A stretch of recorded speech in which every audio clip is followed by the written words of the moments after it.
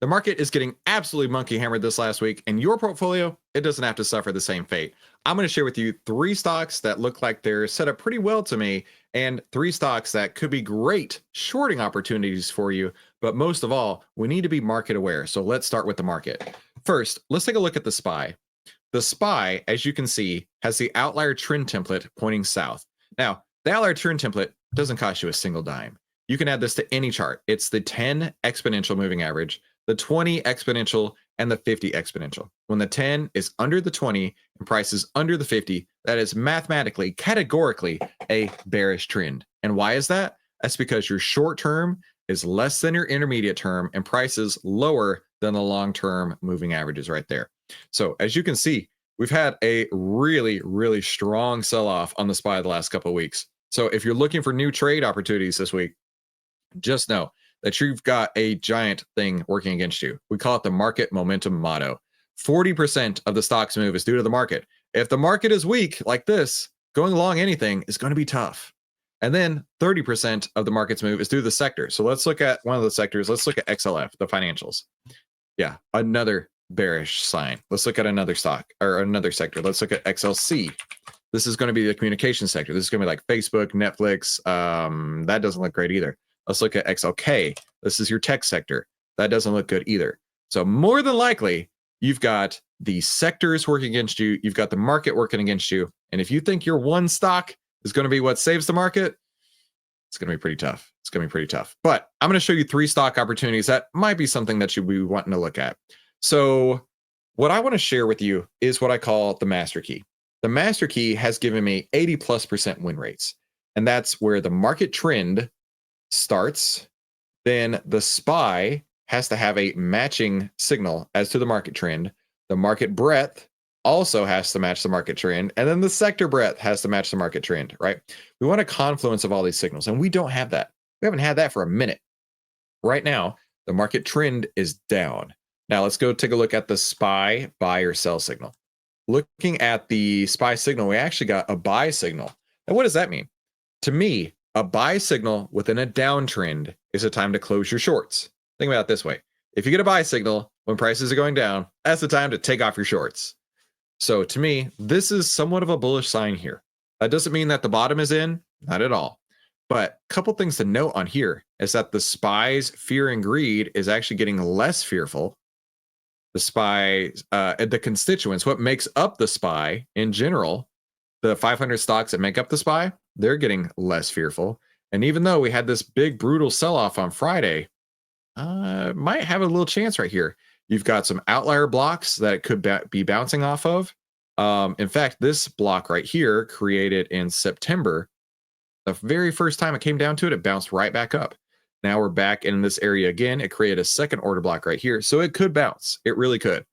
But I don't put my money at risk for things that could happen. I want to know what is happening right now.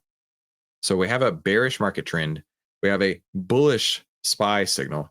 Market breadth. Let's go take a look at the market breadth. So the green line, this measures the number of buy and sell signals that we have. So if this were at 100, every stock that we cover 2,500 stocks, would have a buy signal. And this actually had been increasing over the last couple of weeks. And we throw a moving average, a 10-period moving average is what I like to look at. So this crossover point here on March 17th actually kept me out of the market. Kept me out of the market on March 17th. And that was a pretty good thing because you can see how it bounced and then now it's come back down. Really frustrating a lot of people. I think there was a lot of FOMO that went into this move thinking, hey, it's over, it's going back up. We got to trade risk first. We have to trade risk first. But I think this really had to do with a lot of short covering more than anything. Not that we're going back up to the moon, but that a lot of people were taking their profits on their short trades.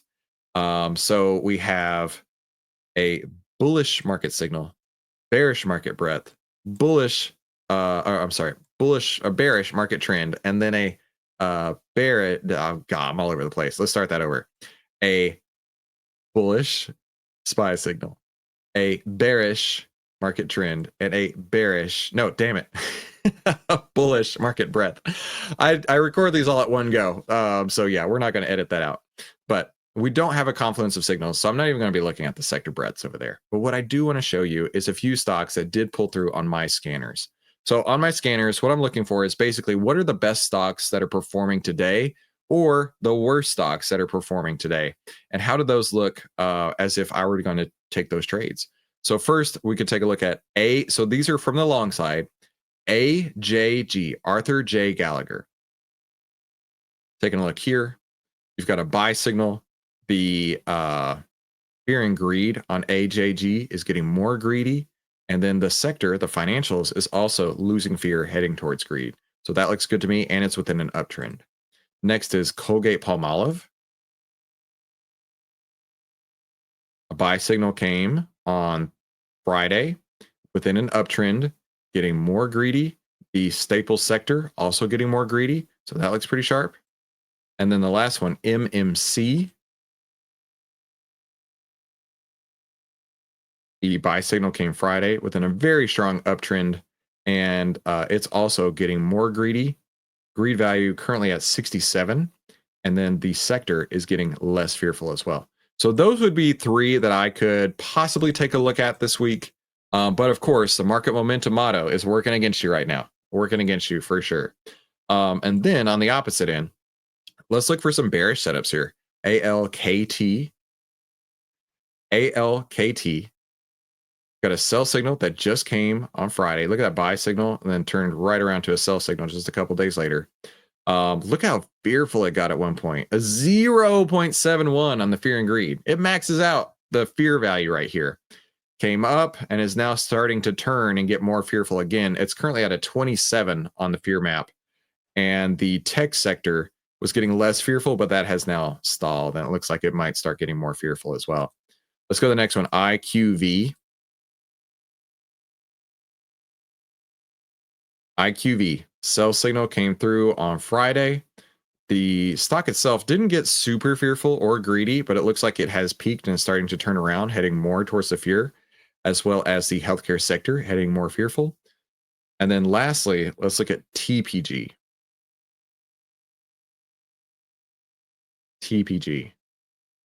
Sell signal came on Friday. Man, this also maxed out the fear and greed. 0.13. That's crazy. So much fear. Then we got a buy signal, made a couple bucks. Sell signal came through, getting more fearful once again. The financial sector, though, is getting actually not quite as fearful. It's moving less fearful towards more greed. So there's some opportunities for you out there in the market.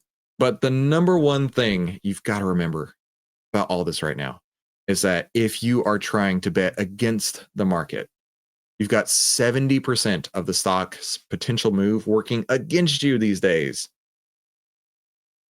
And then the market breadth shows, you know what? There's a lot of short covering going on. And this whole time right here, you could have been sitting in cash. Which is what I've been doing for a while. I've only put on 3 trades this year, right? This has not been a brilliant year for trading, but it is a great time to remember that holding cash is a trade. Being risk off is a trade, especially in a high risk environment like this. So listen, I hope that that's helped you. If it has, I'd really encourage you to subscribe and share this with somebody that you know needs some help. A lot of people are struggling with the market these days, and I try and make my free YouTube videos better than most people's paid courses. And if this is helping you at all, my only ask and the way that you can pay me back is just by telling other people about what we're doing here at OVTLYR. Now, YouTube is going to pop up a couple recommended videos. I recommend you watch one of them, and I recommend you have a great trading week this week. We'll talk soon.